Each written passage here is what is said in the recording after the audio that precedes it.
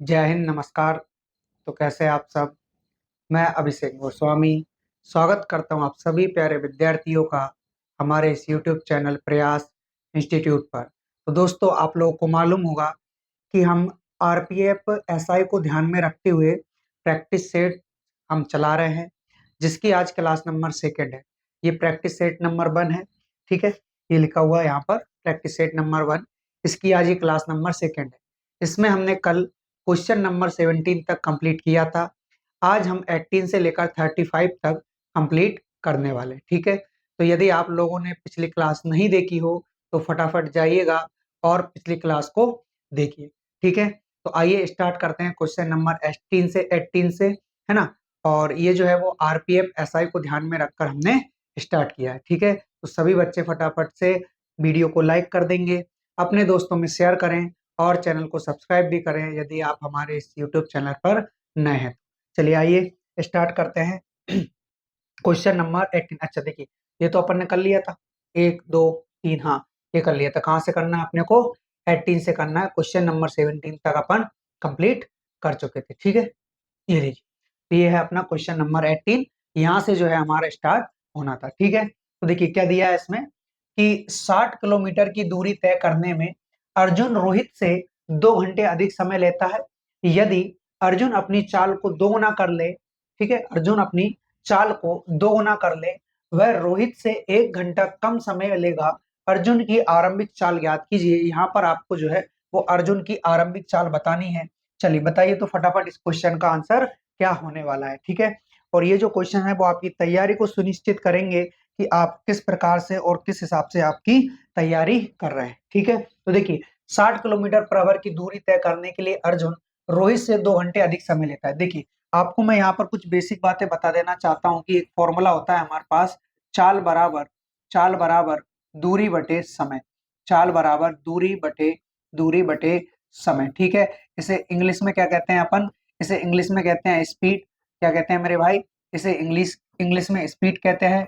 ये होता है अपना डिस्टेंस, दूरी यानी कि डिस्टेंस हो गया, और समय यानी कि ये क्या हो गया? अपना टाइम हो गया। ठीक है, अब यहाँ से एक फॉर्मूला क्या बन गया आपका? ये बन गया भाई एस डी अपॉन टी, जिसे टीडीएस भी कहते हैं। ठीक है, तो अब यहाँ से आपको एक फॉर्मूला और बनाना होगा। वो क्या बनाना होगा कि ये जो समय है इसका त्रियक मल्टीप्लाई करेंगे तो ये हो जाएगा आपका चाल चाल इंटू समय, यानी कि speed into time is equal to क्या बचता है आपका? दूरी। तो यहाँ से क्या आ जाएगा? बराबर में आपका दूरी। और इसी से आप एक फॉर्मूला और बनाओगे, इस समय को आप यही रहने दीजिए, बराबर में क्या बचा आपके पास? दूरी, है ना। और ये जो चाल है कहाँ जाएगी?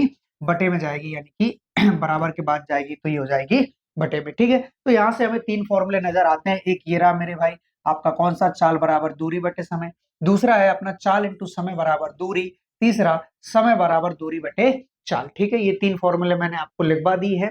ये बहुत ही बेसिक से फॉर्मूले हैं। ठीक है, अभी आपको इस क्वेश्चन पे वर्क करना है। तो देखिए आपको क्या करना होगा कि 60 किलोमीटर की दूरी तय करने में अर्जुन रोहित से 2 घंटे अधिक समय लेता है। कितना? जो अर्जुन है वो रोहित से 2 घंटे अधिक का समय ले रहा है। तो देखिए 60 किलोमीटर की डिस्टेंस है।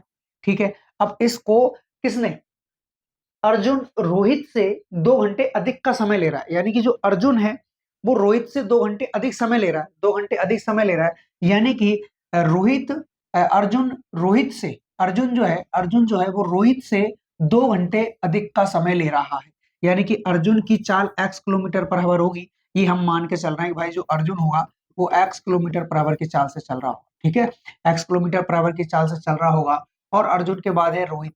रोहित का अपन मान लेते हैं y किलोमीटर पर आवर। कितना? y kilometre per hour. ये उनकी अपन ने स्पीड मान ली। ठीक है, तो अब देखिए डिस्टेंस तो सेम ही है बिल्कुल, यानी कि 60 किलोमीटर की दूरी को कौन? Arjun x kilometre per hour की स्पीड से तय करेगा, तो दूरी बटे चाल बराबर क्या हो गया? समय हो गया। यानी कि ये कुछ जो है वो क्या निकल कर आ रहा है? समय निकल कर आ रहा है। ठीक है, ओके। अब यहाँ से वही आपकी 60 डिस्टेंस है। अब रोहित चलेगा तो 22 किलोमीटर पर आवर की चाल से चलेगा। इन दोनों के जो समय का डिफरेंस आ रहा है वो कितना आ रहा है?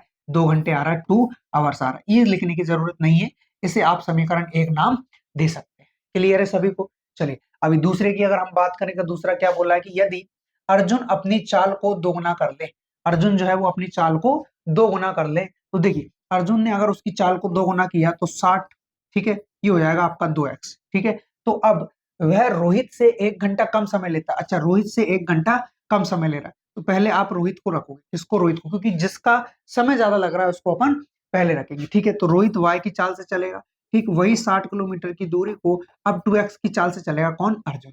तो जो डिफरेंस आ रहा है वो आ रहा है अब 1 घंटे का। ये है अपना समीकरण 2। ठीक है, अब समीकरण 1 व 2 से अगर हम सॉल्व करेंगे तो हमारा फटाफट जो है वो आंसर निकल कर सामने आ जाएगा। ठीक है, चलिए मिटा देते हैं इनको, है ना। चलिए ठीक है, अभी देखिए आपसे, आप इसको सॉल्व करोगे, समीकरण 1 को सॉल्व करोगे, फिर आप क्या करोगे? समीकरण 2 को सॉल्व करोगे। अगर हम समीकरण 1 व 2 को अगर मिला दे तो हमारा यहीं पे काम हो जाएगा। देखिए आपको क्या करना है मेरे भाई, कि समीकरण 1 प्लस समीकरण 2 कर देना है। तो 60 प्लस एक्स माइनस 60 बटे y बराबर में क्या है? 2। यही है ना। अब इसमें अगर आप इसको जोड़ दे रहे हो, किसको जोड़ दे रहे हो? सर ये जो हम जोड़ेंगे वो जोड़ेंगे 60 अपॉन 2x, ठीक, प्लस का 60 अपॉन y बराबर कितना है? 1 है ना। यानी कि इस वाले को हमने आगे लिख लिया है, इस वाले को हमने आगे लिख लिया है, ये माइनस वाला, और इस वाले को हमने पीछे लिख दिया। ठीक, तो अब इन दोनों को जोड़ने पर यानी कि ये माइनस का ये प्लस का चला जाएगा। अभी आपको क्या करना है? जोड़ना है ना? ठीक है, जोड़ना है तो यहाँ से जोड़ने पर कितना आ जाएगा? यहाँ से जोड़ने पर आएगा 3, यहाँ से जोड़ने पर आएगा आपका 3, और यहाँ पर क्या करना है आपको? यहाँ भी जोड़नी है ना। जोड़ना है तो जोड़ोगे कैसे भाई? 60 बटे एक्स, और यहाँ कितना है? 60 बटे 2x। एलसीएम कितना आ रहा है? एलसीएम आ रहा है आपका 2x आ रहा है। ठीक है, यानी कि 2 का ऊपर इंटू होगा तो 120। 120 में 60 गया तो क्या बचेगा आपका? ये बचेगा आपका 60 बटे 2x। ये बचेगा, क्या बचेगा? 60 बटे 2x, 60 बटे में 2x। ठीक है, 3 से जब आप इसको डिवाइड करोगे तो 3 से चला जाएगा ये 20 बार, और 2 से चला जाएगा ये 10 बार। तो यहाँ से x की जो वैल्यू निकल कर आ रही है वो आ रही है मेरे भाई 10 किलोमीटर पर आवर। क्या निकल कर आ रही है? 10 किलोमीटर पर आवर। अब आप चाहे तो y की वैल्यू आप आसानी से निकाल सकते हैं। ठीक है, हमसे क्या पूछा है कि अर्जुन की आरंभिक चाल ज्ञात कीजिए। अब अर्जुन कौन है मेरे भाई? देखिए एक्स का मान पूछा था और हम एक्स का मान निकाल चुके हैं, तो हमें अब कुछ और भी करने की जरूरत यहाँ पर नहीं है। देखिए कैसे, आपसे पूछा अर्जुन की आरंभिक चाल, और आपने जो है वो अर्जुन की आरंभिक चाल क्या मानी थी? x किलोमीटर पर आवर, और यहाँ से जो निकल कर आ रहा है वो x किलोमीटर पर आवर का मान निकला है 10 किलोमीटर पर आवर। सो हम कह सकते हैं कि ऑप्शन नंबर डी जो है वो इस क्वेश्चन का राइट आंसर हो जाएगा। ठीक है, मैं उम्मीद करता हूँ ये क्वेश्चन आपको समझ में आया होगा। ठीक है, चलिए आगे बढ़ेंगे नेक्स्ट क्वेश्चन की ओर। देखिए क्वेश्चन नंबर कौन सा है? 19। बताइए इस क्वेश्चन का आंसर क्या होगा? Question number 19। ठीक है, देखिए इसमें दिया है आप लोगों को, क्या दिया है? एक 725 मीटर लंबी रेलगाड़ी 48 सेकंड में 235 मीटर लंबी सुरंग को पार कर जाती है। रेलगाड़ी की चाल ज्ञात कीजिए। देखिए जैसा कि आप लोगों को मालूम होगा कि भाई जब कोई रेलगाड़ी, ठीक है, जब कोई रेलगाड़ी रेलगाड़ी किसी रेलगाड़ी किसी व्यक्ति को, ठीक है, किसी व्यक्ति को, ठीक है, खंबे को सिग्नल सिग्नल, ठीक है, सिग्नल, उसके बाद पेड़ पेड़, है ना, जिनकी, यहाँ पर ब्रैकेट में लिख सकते हैं अपन, जिनकी जिनकी लंबाई जिनकी चौड़ाई ना हो, लंबाई, जिनकी चौड़ाई चौड़ाई ना हो, चौड़ाई ना हो, केवल लंबाई हो, केवल केवल केवल केवल लंबाई हो। क्या हो मेरे भाई? केवल लंबाई लंबाई हो। ठीक है, अगर कोई रेलगाड़ी किसी व्यक्ति, खंबा, ठीक है, सिग्नल, पेड़ इत्यादि, यानी कि व्यक्ति भी हुआ वो लंबा होता है ना कि चौड़ा होता है। ठीक है, तो जिसकी भी चौड़ाई ना हो, केवल लंबाई हो, उनको अगर कोई रेलगाड़ी पार करती है तो इसका मतलब ये है कि उसने स्वयं की लंबाई को पार किया है। इसके अलावा अगर हम बात करें कि भाई कोई रेलगाड़ी है, वह रेलगाड़ी जैसे कि सुरंग हो गई, ठीक है, क्या हो गई? सुरंग हो गई, प्लेटफॉर्म हो गया, क्या हो गया मेरे भाई? प्लेटफॉर्म हो गया, सुरंग, प्लेटफॉर्म, और किसी अन्य रेलगाड़ी भाई दूसरी रेलगाड़ी को भी पार कर सकती है। उसके साथ में ट्रक, बस, है ना, जिनकी क्या होती है? लंबाई होती है। इनको अगर वो पार करेगी तो ट्रेन की लंबाई के साथ साथ ट्रेन की लेंथ के साथ साथ, ट्रेन की लेंथ L1 मान लो और इन सभी की जो लेंथ है वो L2 मान लो, दोनों को क्या करेगी? आपस में ऐड करेगी। ये बात आपको ध्यान में रखना है। ठीक है, चलिए अब देखिए कि एक 750 मीटर लंबी रेलगाड़ी 48 सेकंड में 235 मीटर लंबी सुरंग को पार कर जाती है। रेलगाड़ी की चाल ज्ञात कीजिए।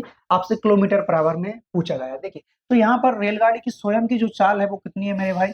725 है, प्लस इसमें जो सुरंग है ना, जो सुरंग है आप उसकी भी लंबाई को ऐड कर देंगे, और ये है आपका दूरी, जो लंबाई होगी वो क्या होगी, दूरी होगी, और बटे में हमें क्या दे रखा है, समय, बटे में हमें समय दे रखा है, तो यहाँ से क्या निकल कर आएगी, 4। लेकिन ध्यान रखें कि ये जो आपको दूरी दे रखी है वो दे रखी है मीटर में, इसमें मीटर में, और समय दे रखा है सेकंड में। तो यहाँ से जो चाल बनेगी वो बनेगी आपकी मीटर प्रति सेकंड, लेकिन हमें किलोमीटर पर आवर में बताना है, इसीलिए हम क्या करेंगे मेरे भाई, 18/5 से 18/5 से मल्टीप्लाई कर देंगे, 18/5, ठीक है। तो अब 6 यह हो गया 18, 6 8 हो गया 48, ठीक है। और उसके बाद इसको ऐड करेंगे तो ये ऊपर वाला कितना हो जाएगा, 5 5 10, ठीक है, 5 और 1 6 हो जाएगा, ठीक है, और ये हो जाएगा 960, बटे में कितना है आपका 8, इंटू में क्या चल रहा है 3/5, ठीक है। अभी इन दोनों का जब आप मल्टीप्लाई करोगे तो ये बनाएगा भाई 40, इससे ये खत्म हो जाएगा, ठीक है। और उसके बाद में 24 चौका 96 होता है, यानी कि 4 से डिवाइड किया तो 24, 24 इंटू 3 अगर हम करेंगे तो 72 किलोमीटर पर आवर। इस क्वेश्चन का जो है वो राइट आंसर आ जाएगा ऑप्शन नंबर सी। क्लियर है सभी को? चलिए आगे बढ़े नेक्स्ट क्वेश्चन की ओर। क्वेश्चन नंबर 20 बताइए, क्वेश्चन नंबर 20 का राइट आंसर क्या होगा भाई? आप लोगों को क्वेश्चन नंबर 20 दे रखा है कि शांत जल में 3 किलोमीटर पर आवर, शांत जल में 3 किलोमीटर पर आवर की चाल से नाव चला रहे गोताखोर को धारा के विपरीत में 50 किलोमीटर जाने और धारा की दिशा में 50 किलोमीटर जाने की तुलना में जो समय लग रहा है वो 2 गुना लग रहा है। धारा की चाल बताइए, है ना। देखिए आपको दो चीज समझनी है यहाँ पर कि भाई एक होता है शांत जल, क्या होता है, शांत जल। एक होता है शांत जल जिसे हम कहते हैं एक्स किलोमीटर पर आवर, क्या कहते हैं मेरे भाई, एक्स किलोमीटर पर आवर कहते हैं। दूसरा जो रहता है वो रहता है धारा की चाल, क्या रहती है, धारा की चाल, धारा की चाल, इसे हम कहते हैं वाई किलोमीटर पर आवर। ये आपको ध्यान में रखना है, ठीक है। शांत जल का मतलब ये होता है कि भाई अगर मान लीजिए ये कोई नदी है, ये कोई नदी है, नाला है, ठीक है, ये अगर कोई भी नदी नाला है तो इसका जो पानी है, इसका जो पानी है वो एकदम स्थिर है, इसका जो पानी है वो एकदम स्थिर है, ना वो इधर जा रहा है ना वो उधर जा रहा है। तो स्थिर पानी को हम क्या कहते हैं भाई, शांत कहते हैं, कि वो शांत है, चुप है, एकदम अपनी जगह पर है। धारा की चाल का मतलब ये रहता है कि कभी भी आपने नदी को बहते हुए देखा होगा, नदी को फ्लो करते हुए देखा होगा, तो मान लीजिए कि अगर इधर वो फ्लो हो रही है, इधर वो फ्लो हो रही है, तो किसी भी चीज को भी, किसी व्यक्ति, वस्तु विशेष आदि को वो इस धारा की ओर भाग करके ले जाएगी, ठीक है। तो ये होती है धारा की चाल, ठीक है। तो धारा की चाल को हम बोलेंगे बाय किलोमीटर पर आवर, और शांत जल में चाल को बोलेंगे एक्स किलोमीटर पर आवर, ठीक है। अब हमें क्या बोला है भाई, शांत जल में 3 किलोमीटर पर आवर ये आपको दे रखा है ना, तो यहाँ पर आप बराबर में लिख सकते हैं कि इसका जो मान दे रखा है वो आपको 3 किलोमीटर पर आवर दिया हुआ है, ठीक है। एक गोताखोर को धारा के विपरीत में 50 किलोमीटर जाने, धारा के विपरीत में 50 किलोमीटर जाने और धारा की दिशा में 50 किलोमीटर आने की तुलना में 2 गुना समय लगता है, ठीक है। देखिए धारा के विपरीत जा रहा है, धारा के विपरीत जा रहा है 50 किलोमीटर, ठीक है। फिर उसके बाद धारा की दिशा में आ रहा है, ये गलत लिखा हुआ है ना, ये आना हो जाएगा, है ना, आना, ठीक है। की तुलना में 2 गुना समय लगता है। देखिए तो आपको 50 किलोमीटर जाना है, कितना जाना है आपको, 50 किलोमीटर जाना है। 50 किलोमीटर जाओगे आप धारा के विपरीत, धारा के, अगर आप विपरीत जा रहे हो, धारा के, अगर मान लो आप धारा की दिशा में जा रहे हो, तो यहाँ पर ये क्या हो गया आपका, दूरी बटे 4, दूरी बटे 4 ये आपका समय हो गया, यानी कि ये आपको यहाँ पर समय लग रहा है। फिर आप क्या करोगे, उसी 50 किलोमीटर की दूरी को आप धारा के विपरीत आओगे, तो अब ये जो समय लगा है ना, ये जो समय लगा है, ये क्या, ये जो आपको समय लगा हुआ है, कौन सा समय है ये जो आपको समय लगा हुआ है एक्स माइनस वाई वाला, तो ये जो है वो इसका 2 गुना है ऑलरेडी, यानी कि इसमें आप 2 का मल्टीप्लाई कर दोगे तो ये और ये आपस में क्या हो जाएगा, इक्वल हो जाएगा, बराबर हो जाएगा, ठीक है। क्यों सर, इसलिए क्योंकि देखिए एक्स माइनस वाई, अगर भाई एक्स माइनस वाई दोनों को मिलाने पे मान लो 10 ही आ रहा है, ठीक है, मान लो 10 ही आ रहा है, तो ये तो 5 हो जाएगा ना ऑलरेडी आपका, ठीक। और यहाँ पर अगर दोनों को आपने मिला दिया और ये कितना 20 बन गया, अगर ये 20 नहीं, मान लो 25 बन गया, मान लो ये 25 बन गया, तो ये 50 है, तो यहाँ से क्या आ रहा है, 2 आ रहा है, तो भाई कम तो यही है ना, तो कम वाले में 3 करोगे तभी तो ये आपस में क्या होगा, बराबर होगा, इक्वल होगा, ठीक है। चलिए तो अभी आपस में बराबर हो गया, क्या बोला आपसे कि धारा की चाल यानी कि बाय का मान आपको ज्ञात करना है, कोई बात नहीं, ठीक है। 50 से 50 हम सीधा सीधा उड़ा सकते हैं, कोई दिक्कत वाली बात नहीं है। यानी ऊपर क्या बचता है आपके पास, 2x+y बराबर, यहाँ कुछ नहीं बचा, यानी 1x माइनस वाई। ऑलरेडी आपको y का x का मान दिया हुआ है 3 किलोमीटर पर आवर, है ना। हमें क्या निकालना है, हमें जो निकालना है वो x का मान निकालना है, ठीक है।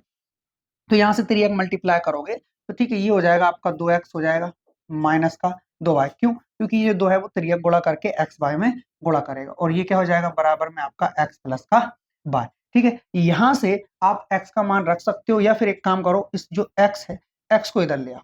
x को जब आप इधर लेके आओगे तो ये बनाएगा माइनस का, यानी कि 2x में से अगर x चला गया तो केवल x बचेगा। ये जो 2y है माइनस का वो जाएगा बराबर के बाद, तो हो जाएगा जुड़ के ये 3y, ठीक है। और यहाँ क्या बचेगा, यहाँ पे केवल x बचेगा, यहाँ पे केवल x बचेगा। अभी आपको क्या करना है भाई, x का मान रखना है। क्या करना है, x का मान रखना है।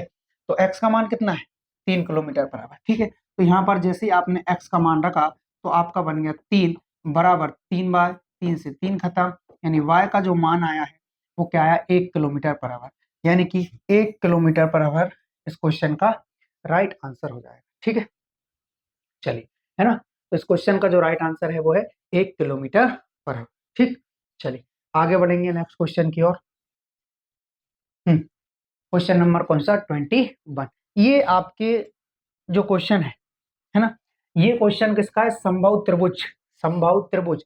यानी कि ये क्वेश्चन हमने एडवांस से लिया है। कहाँ से लिया है, एडवांस से, ठीक है। एडवांस वाला जो हमारा पोर्शन रहता है उससे हमने इस टॉपिक को उठाया है, ठीक है। चलिए अब इसको हम सॉल्व करेंगे। क्या दे रखा है आपको कि एक समबाहु त्रिभुज की ऊंचाई 12 सेंटीमीटर है, त्रिभुज का परिमाप ज्ञात कीजिए। क्या करना है आपको, त्रिभुज का परिमाप ज्ञात करना है। देखिए क्या होता है कि एक समबाहु त्रिभुज है, समबाहु त्रिभुज जो रहता है, समबाहु त्रिभुज जो रहता है ये, इसे कहते हैं हम समबाहु, यानी कि जिसमें समान भुजा है, तीनों जो भुजा रहेगी वो आपस में क्या रहेगी, इक्वल रहेगी, बराबर रहेगी, ठीक है। इसे हम क्या कहते हैं मेरे भाई, इसे हम समबाहु त्रिभुज कहते हैं, ठीक है। अब इस समबाहु त्रिभुज में कुछ बेसिक बात है जिसे मैं आपको बता दूं कि त्रिभुज की ऊंचाई का फॉर्मूला, समबाहु त्रिभुज की ऊंचाई का जो फॉर्मूला होता है वो सुनिए सबसे पहले आप। समबाहु, समबाहु, ठीक है, समबाहु त्रिभुज, समबाहु त्रिभुज की ऊंचाई, समबाहु त्रिभुज, समबाहु त्रिभुज की, समबाहु त्रिभुज की ऊंचाई, समबाहु त्रिभुज की ऊंचाई, ठीक है। इसका जो फॉर्मूला होता है वो क्या होता है, वो होगा, समबाहु त्रिभुज की ऊंचाई का जो फॉर्मूला होता है वो होता है आपका रूट तीन बटे 2 इंटू इंटू भुजा, इंटू भुजा। और यहाँ पर तीनों भुजा सेम रहेगी, तो अगर इसको आपने ए माना तो इसको भी ए मानना पड़ेगा, इसको भी ए मानना पड़ेगा। क्लियर है सभी को, ये भुज लिख दिया मैंने, ये क्या है, भुजा है, ठीक है। और त्रिभुज का परिमाप का फॉर्मूला भी होता है, किसका, त्रिभुज के परिमाप का फॉर्मूला भी होता है। वो क्या होता है भाई, समबाहु त्रिभुज के परिमाप का फॉर्मूला, समबाहु त्रिभुज, समबाहु, यहाँ पर लिख दे रहा हूं मैं, समबाहु त्रिभुज, ठीक है। हाँ, समबाहु त्रिभुज का, समबाहु त्रिभुज का परिमाप, समबाहु त्रिभुज का जो परिमाप होता है वो होता है 3a। क्या होता है मेरे भाई, 3a, ठीक है। तो ये कुछ फॉर्मूले हैं, इनको आपको याद रखना होगा, ठीक है। चलिए, तो ये फॉर्मूले आपने लिख लिए होंगे, नोट कर लिए होंगे, नहीं किए हो तो अभी आप इनको नोट कर सकते हैं, ठीक है। चलिए अब देखिए आपको क्या दिया है भाई कि एक समबाहु त्रिभुज की ऊंचाई 12 है, यानी कि इस फॉर्मूले का जो वैल्यू दे रखा है वो आपको ऑलरेडी दिया हुआ है, ठीक है। हाँ, भुजा की जगह हम क्या रख लेंगे, देखिए तो 3/√3/2 इंटू भुजा की जगह क्या रखोगे, ए रखोगे, क्योंकि भुजा को हम ए मान रहे हैं, बराबर में ऑलरेडी हमें दिया है कितना, 12।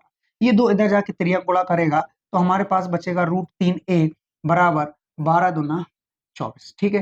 तो ए का मान कितना आ गया, ए का मान आ गया मेरे भाई 24/3। कितना आ गया, 24/3। अब हमसे क्या, त्रिभुज का परिमाप पूछ लिया गया है, यानी कि इस फॉर्मूले में हम क्या कर लेंगे, मान को रख देंगे। तो इस फॉर्मूले में अगर हम मान को रखेंगे तो भाई 3 तो ये रहेगा ही, साथ में ए का मान रखना है। तो ए का मान अभी हमने निकाला है 24 क्या है, 3 है, ठीक है। इस 3 से जब हम इसको डिवाइड करेंगे तो √3 इंटू √3 ही 3 बनाता है, यानी कि √3 बार इसका डिवाइड चला जाएगा, यानी कि 24√3 इस क्वेश्चन का राइट आंसर होगा। 24√3, 24√3 कहाँ गया, ये ऑप्शन नंबर सी जो है इस क्वेश्चन का राइट आंसर हो जाएगा, ठीक है। और ये वाला जो क्वेश्चन है ये 2D से लिया गया है, 2 डायमेंशन, इसीलिए जो आंसर में आ रहा है वो क्या आ रहा है, स्क्वायर आ रहा है, ठीक है। ये SQR का मतलब स्क्वायर होता है, या तो पूरा पूरा है, यहाँ पर नहीं है, यानी कि स्क्वायर, ठीक। चलिए आगे बढ़े नेक्स्ट क्वेश्चन की ओर। तो मैं उम्मीद करता हूँ ये क्वेश्चन आप लोग को समझ में आया होगा। थोड़ा साइड हो जाता हूँ, है ना।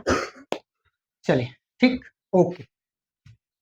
आगे बढ़े नेक्स्ट क्वेश्चन की ओर। क्वेश्चन नंबर 22 बताइए। क्वेश्चन नंबर 22 का आंसर बताइए, क्या होगा इस क्वेश्चन का आंसर। क्या दिया है आपको? पहली 25, एक मिनट,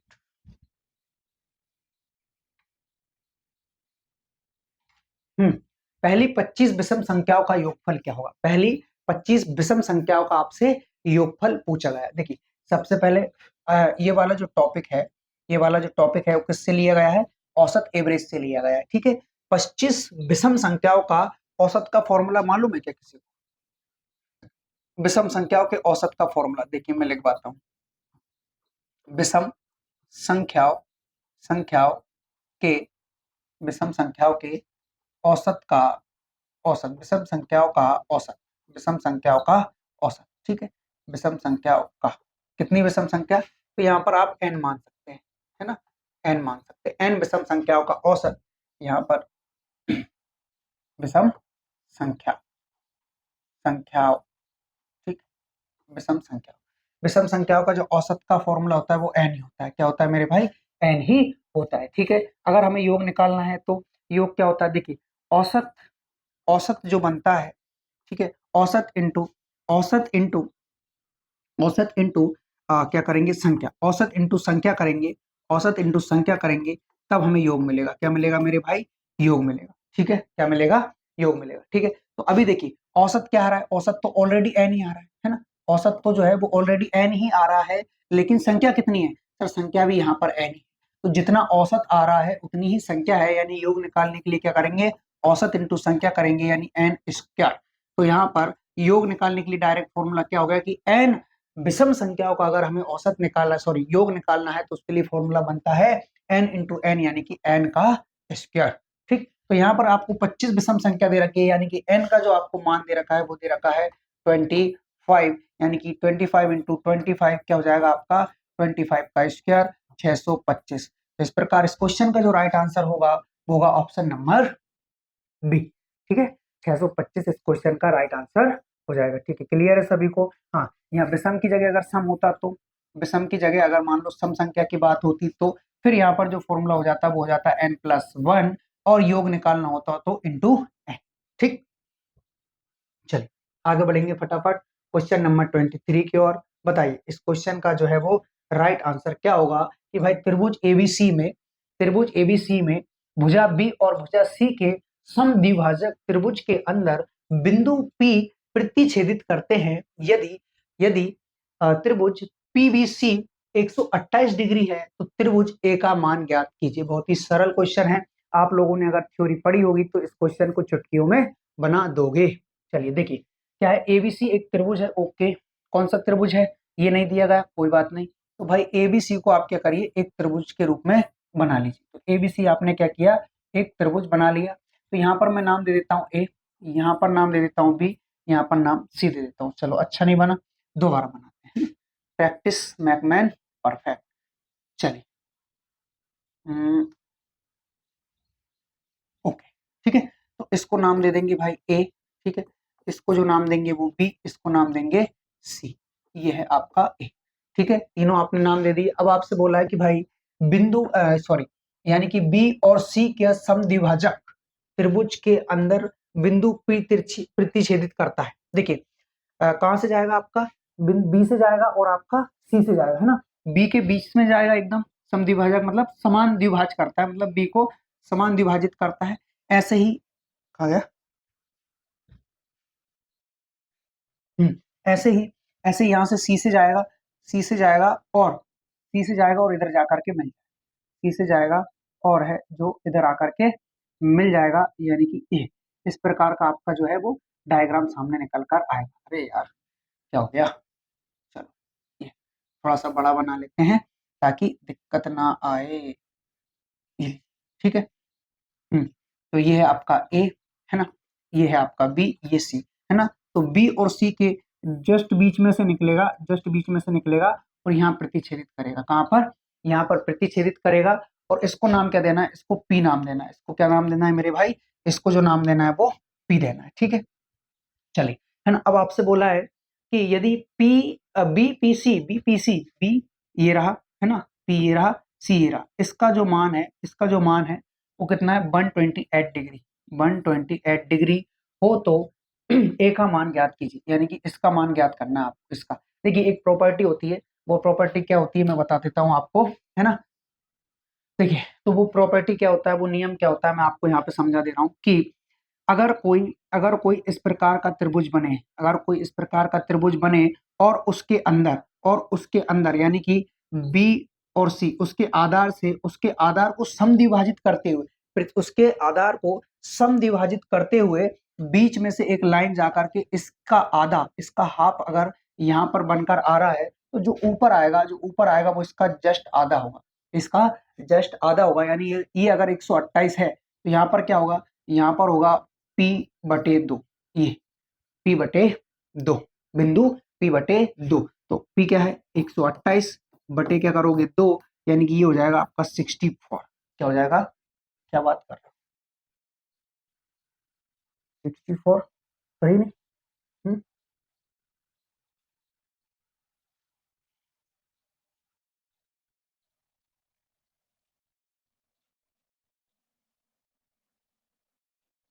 ये कुछ अलग है क्या, 128 की जगह कुछ और है, 128 की जगह कुछ और है ना।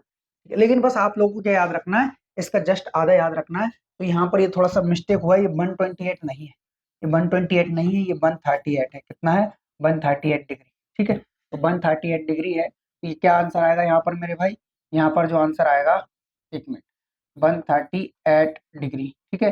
138 डिग्री इसका जस्ट हाफ होगा, तो 138 का हाफ करेंगे तो 138 ही था क्या, 69 आ रहा है फिर भी।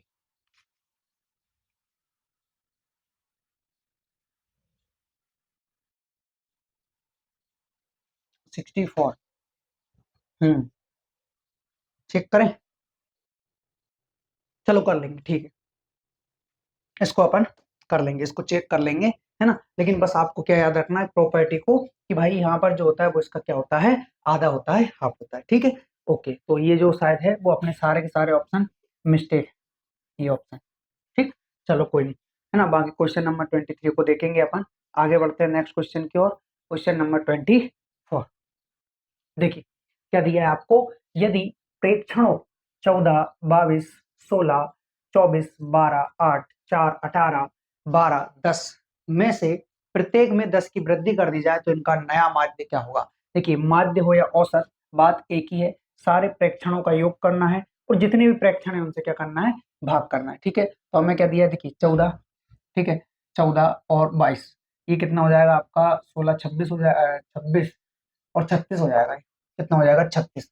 36 के बाद में 16, यानी कि हो जाएगा 52। 52 में 4 जोड़ोगे तो हो जाएगा आपका 56, ठीक है। 56, 76 हो जाएगा, 76 और ये हो जाएगा आपका 78, 78 और ये 88, ठीक है। 88 और 8, 88 और 8, 96, 400, तो यहाँ तक हो गया आपका, 100 यहाँ तक हो गया, है ना। ये हो जाएगा आपका 110, 110 और 30, 140 हो जाएगा टोटल। कितना हो जाएगा योग करने पर हो रहा है टोटल आपका 140।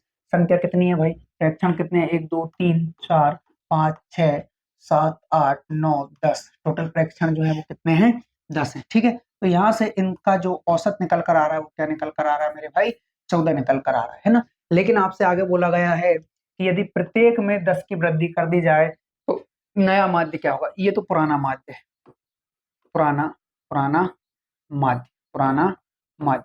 नया माध्य क्या होगा भाई, औसत या माध्य तो यही कहता है कि अगर आप प्रत्येक संख्या में गुणा कर रहे हो 10 का तो माध्य में गुणा कर दो, प्लस कर रहे हो 10 का तो माध्य में प्लस कर दो, माइनस कर रहे हो तो माइनस कर दो, यानी जो आप संख्या में कर रहे हो प्रत्येक संख्या में वही आप माध्य में कर दो, आपका राइट आंसर आ जाएगा। यानी कि 24 नया माध्य होगा, नया नया माध्य, नया जो माध्य होगा वो होगा 24, ठीक है। तो ऑप्शन नंबर डी इस क्वेश्चन का जो है वो राइट आंसर हो जाएगा, ठीक।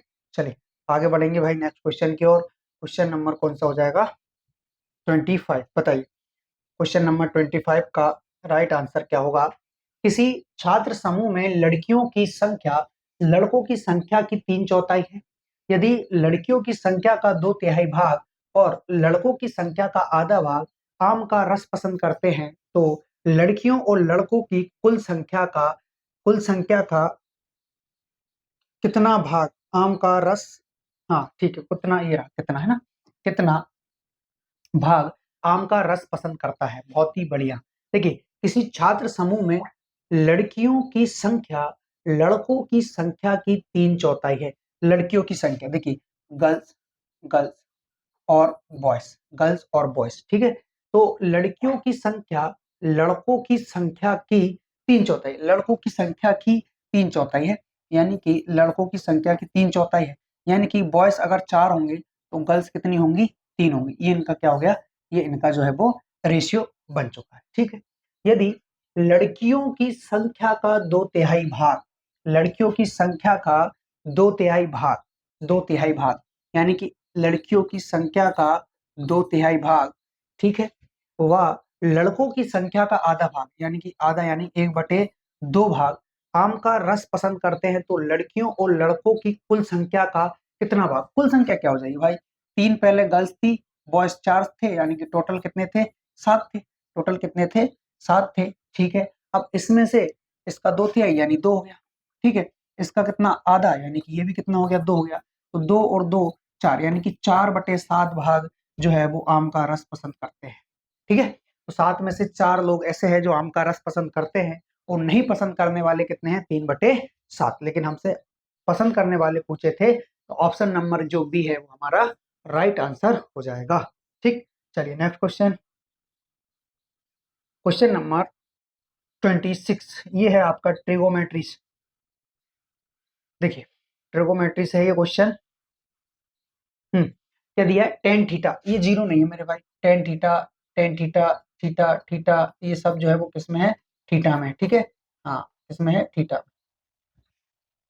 चलिए, तो ये सभी किसमें आ गए, ये सभी जो है वो थीटा का मान है, ठीक है। ये हो गया आपका टेन थीटा, ये हो गया आपका टेन थीटा, है ना, ये भी थीटा में है, ये भी थीटा में है, ये भी, ये भी, ये भी, ये भी, ये भी और ये भी, सारे के सारे थीटा में, ठीक है। क्या दिया हमको, हमको दिया है कि भाई tan theta plus 1 by 1/tan theta का वैल्यू बताइए, ठीक है।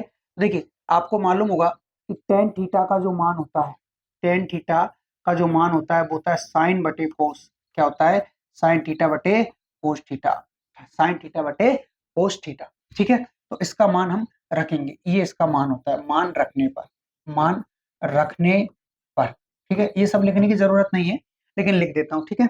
मान रखने पर, तो देखिए अब मान रखेंगे इनका, तो ये हो जाएगा आपका साइन थीटा बटे कोस थीटा बटे कोस थीटा, प्लस ये क्या है आपका 1, अब टेन थीटा का मान वापस से रखोगे, तो ये हो गया आपका साइन थीटा बटे कोस थीटा, ठीक है। अब ये जो है वो ऊपर पहुंच जाएगा, तो यहाँ पे क्या बचेगा, ये तो आपका आपका साइन थीटा बटे में क्या है, कोस थीटा, प्लस ये ऊपर जाके पलट जाएगा, तो ये हो जाएगा आपका कोस थीटा बटे साइन थीटा, ठीक है। अभी इन दोनों का आपको लेना है एलसीएम, यानी ये होगा आपका कोस थीटा डॉट, यानी कि इंटू साइन थीटा, ठीक है।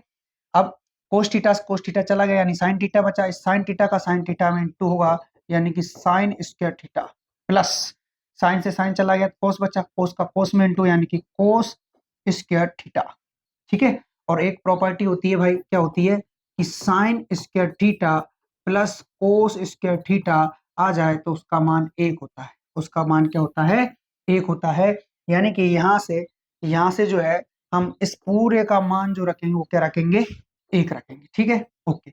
अब उसके बाद क्या बचा, cos theta dot sine theta, ठीक है।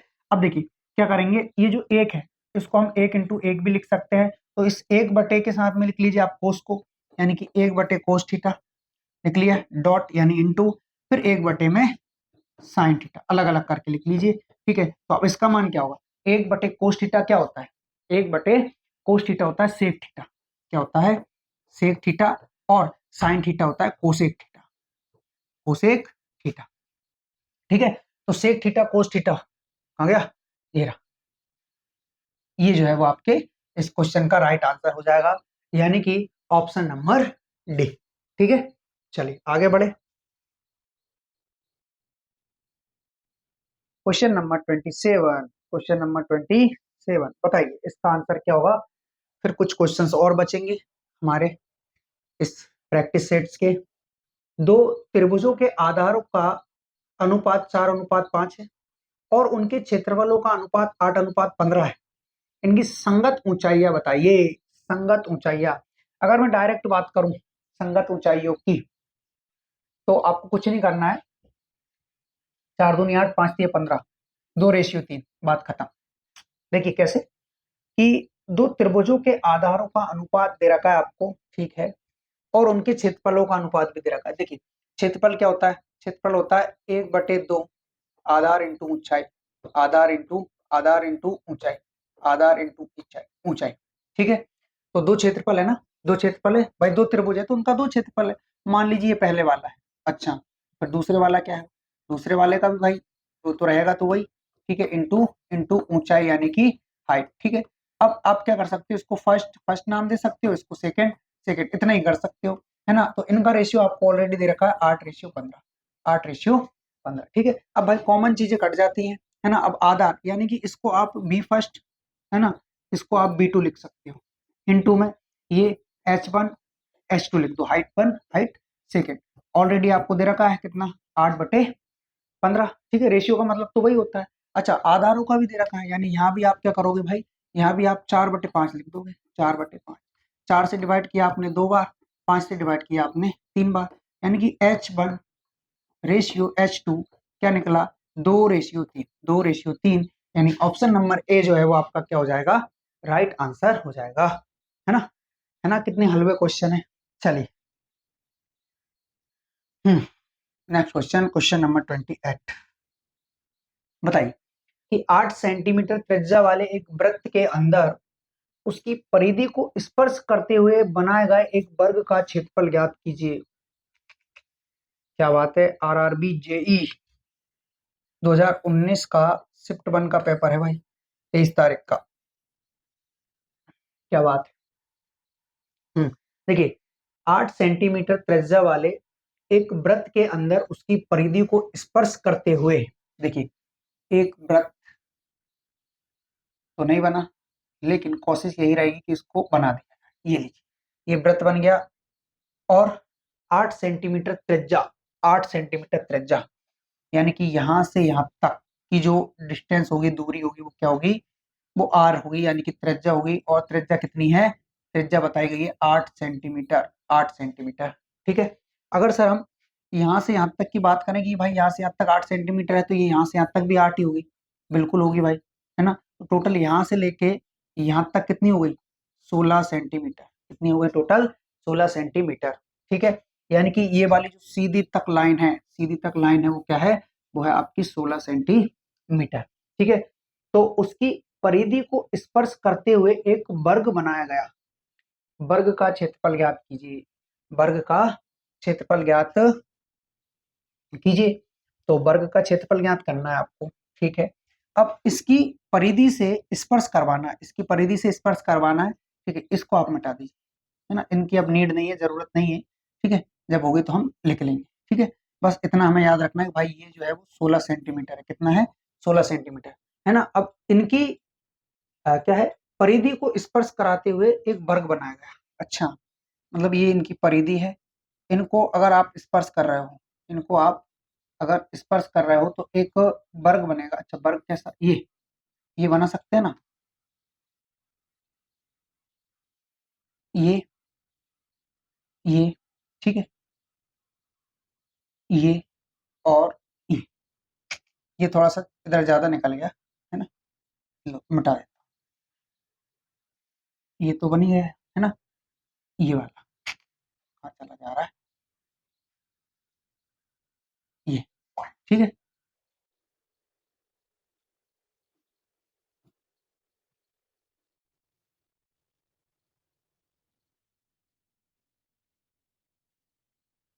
ये लीजिए, ठीक है, ये ठीक है।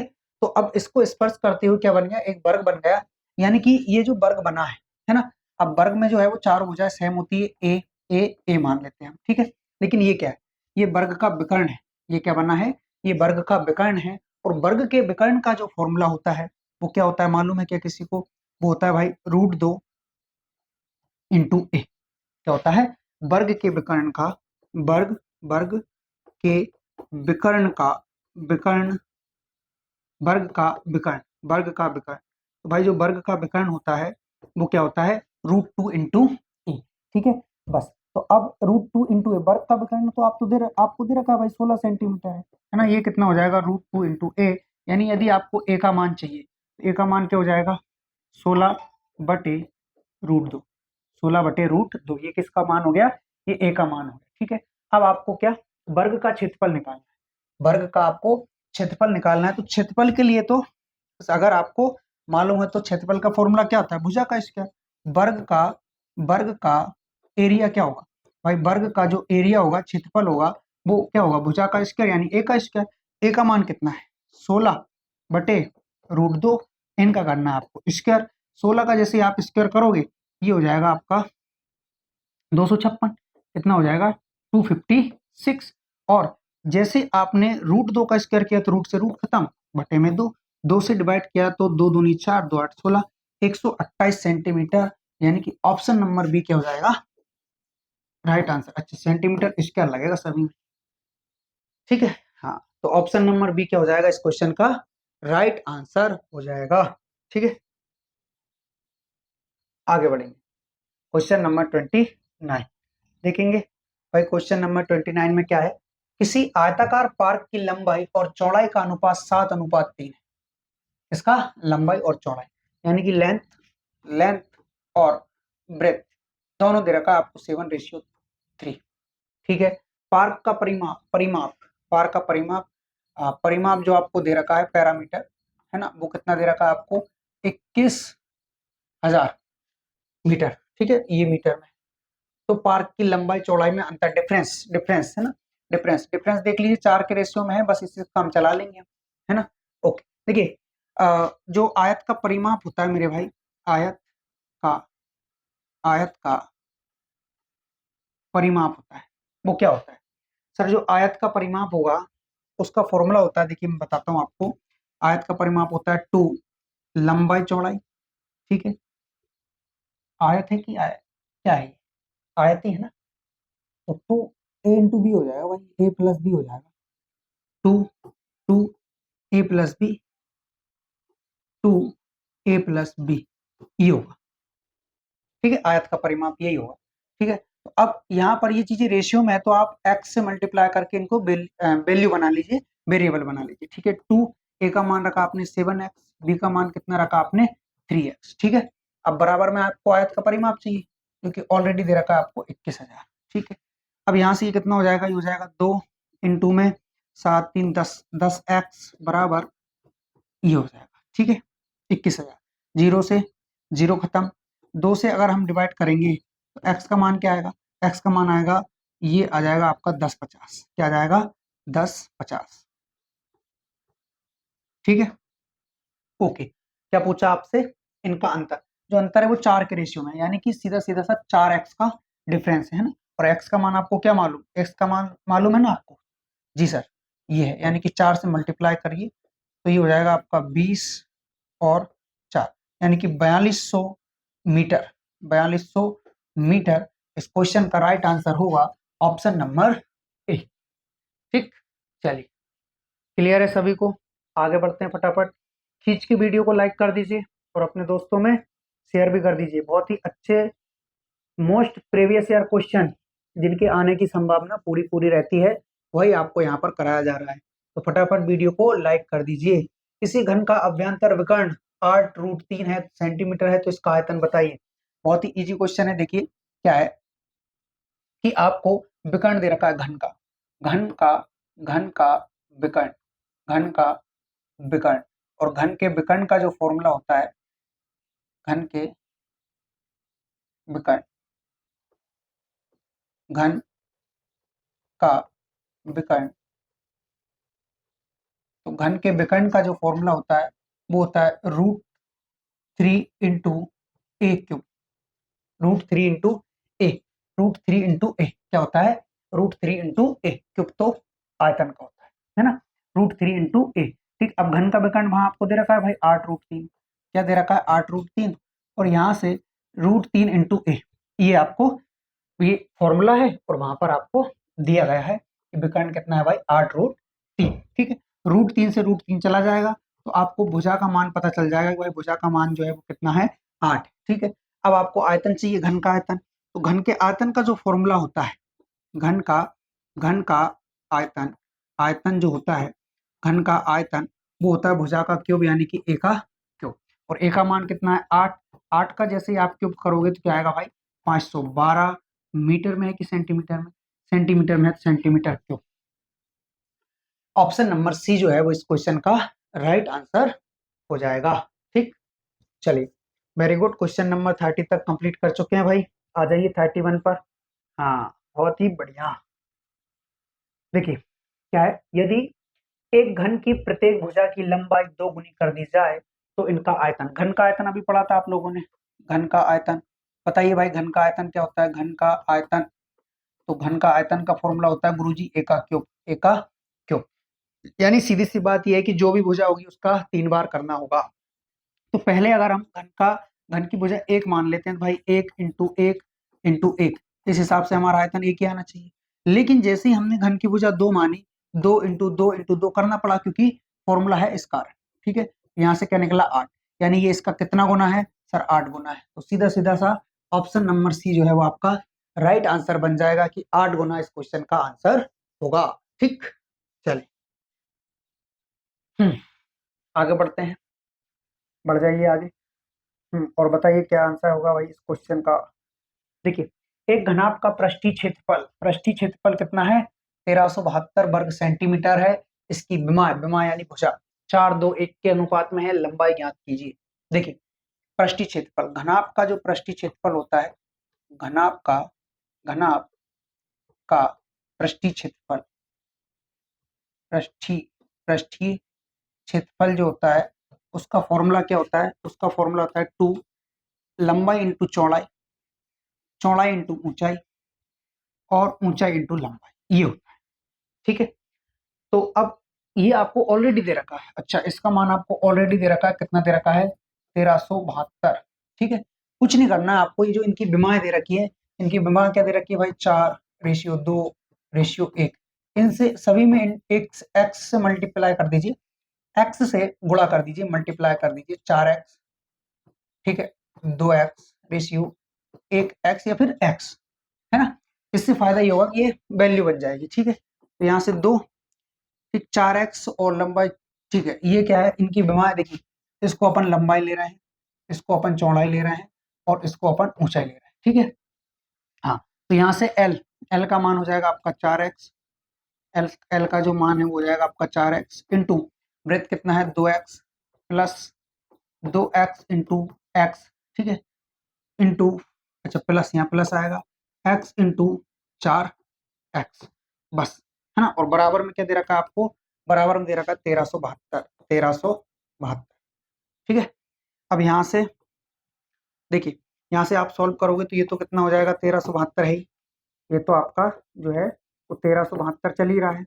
बराबर में देखिए 4×2 = 8x², 2 बाहर ही रहेगा 8x² प्लस 2x², ठीक है, और 4x इंटू x² ठीक है। चलिए अब सॉल्व करेंगे इसको, ये कितना हो जाएगा? ये हो जाएगा 1372 बराबर 2, 8 2 10 4 14, 14x², 14x², ठीक है।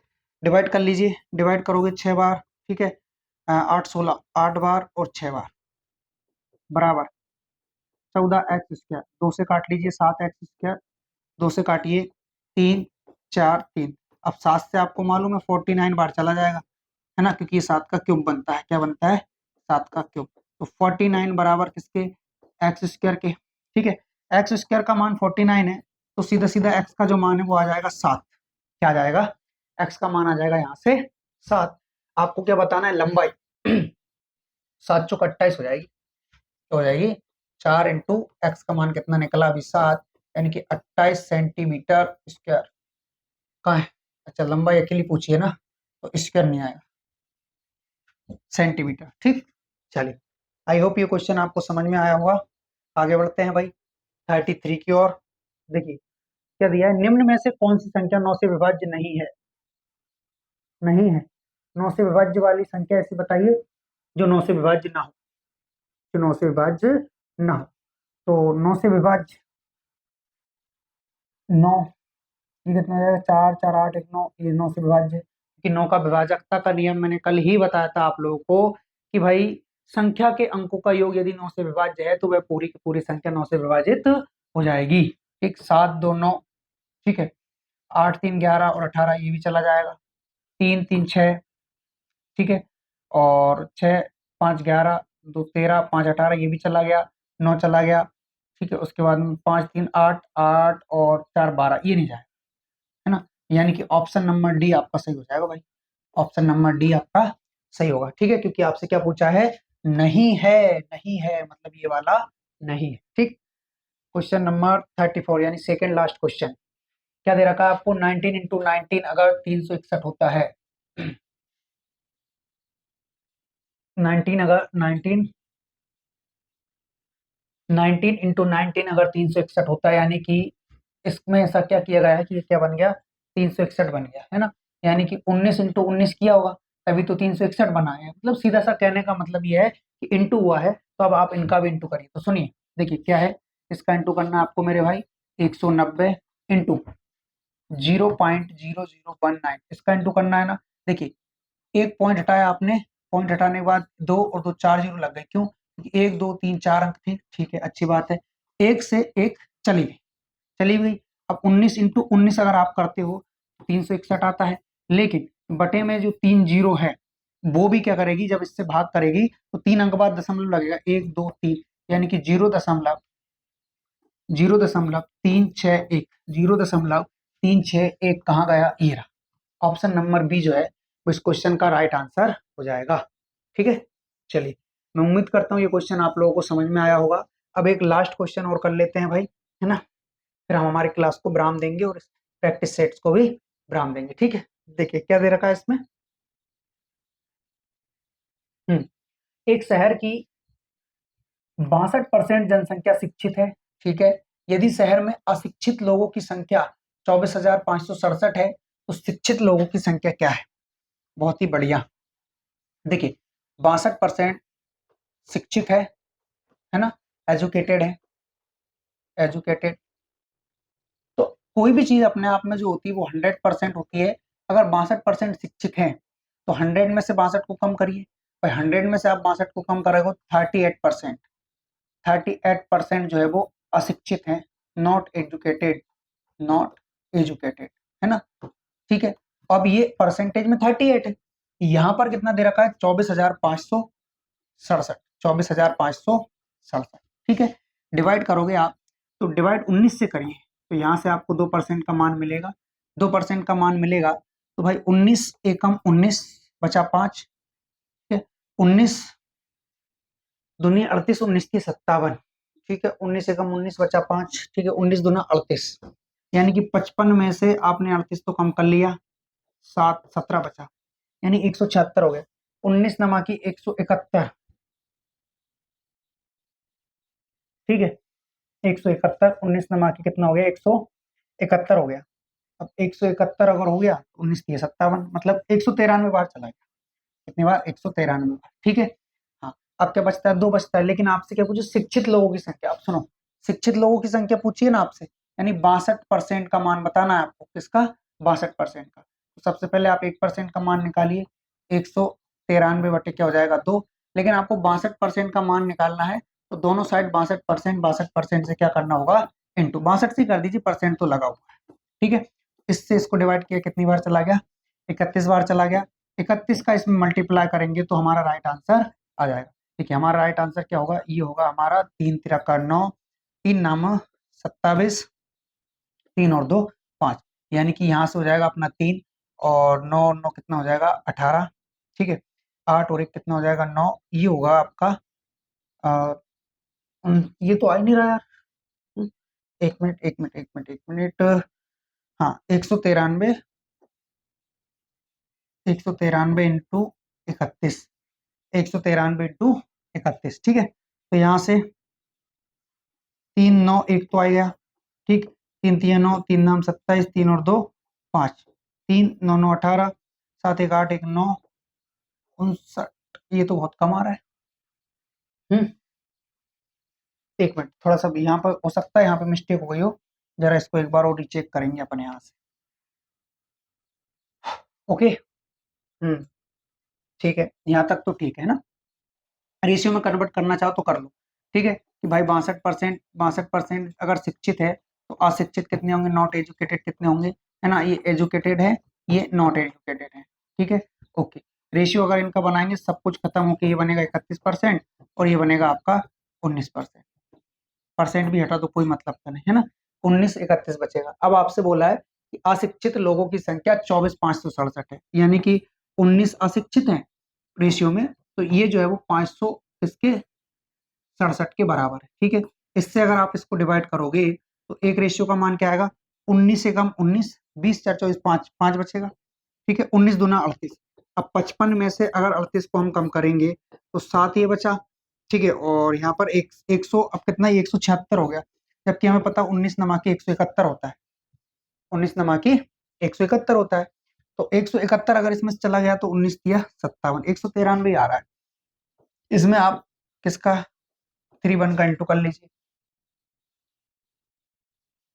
3 1 का अगर आप इसमें इंटू करोगे तो क्या आएगा, ये आएगा आपका 3 9 1, ठीक। साथ में 3 3 9, 9 3 27, 9 3 27, 3 2 5, यानी कि 3 9 9 8 और 7 1 8 5। अच्छा, दो गुना करें क्या इसका, तो 6 8 8 16 नहीं आ रहा। क्या चाहिए, शिक्षित लोगों की संख्या।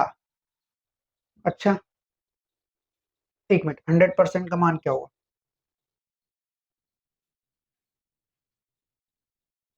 हम्म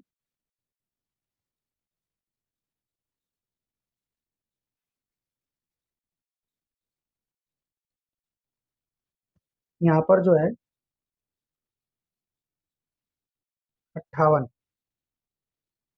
अरे यार, आ क्यों नहीं रहा है।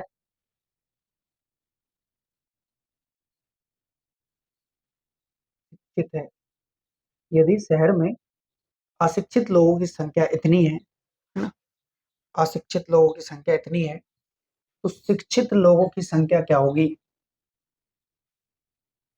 24, मतलब 62 के बराबर क्या हो जाएगा, ये हो जाएगा 2 4 2 4 5 6 7, 2 4 5 6 7, ठीक है। हमें किसका मान निकालना है, हमें जो निकालना है वो निकालना है 38% का, क्योंकि कोई भी चीज अपने आप में 100% होती है। 62% अगर पढ़े लिखे हैं तो बच्चे कितने, 38%, ये अनपढ़ होंगे, ठीक है। हम्म, ओके। तो यहाँ से ये जाएगा 19 दूना 38 और ये चला जाएगा 31 बार। 31 से अगर इसको डिवाइड करेंगे, अशिक्षित की दे रखी है ना यार, अशिक्षित की दे रखी है, अशिक्षित अशिक्षित, यानी कि 62 यहाँ आ जाएगा और 38 यहाँ आ जाएगा, ये हो जाएगा 19, ये हो जाएगा 31, है ना।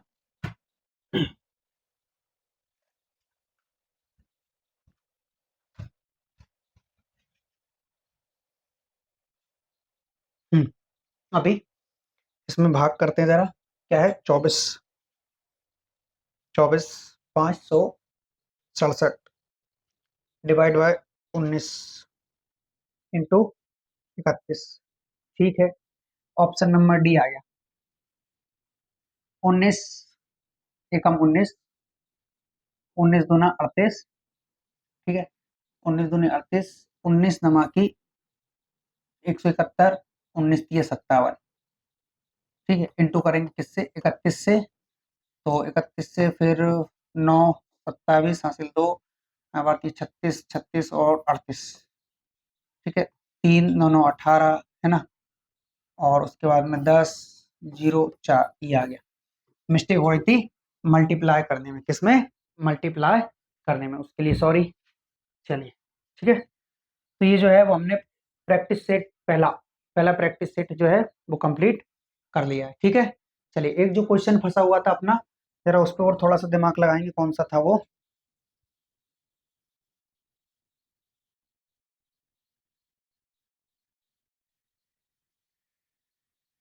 ये था ना। हाँ, ये वाला था भाई, कि समद्विभाजक त्रिभुज के अंदर बिंदु P प्रतिच्छेद करता है और पीबीसी ये है, तो ए का मान ज्ञात कीजिए।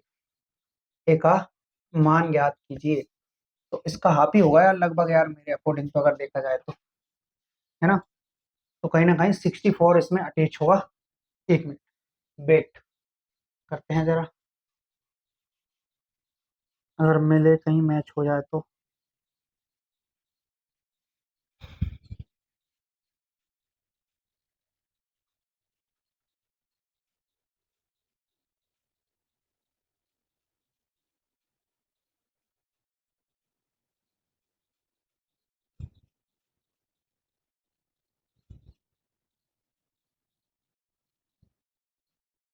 हम्म, ठीक है, तो इसका हाफ ही होगा, यानी कि 64।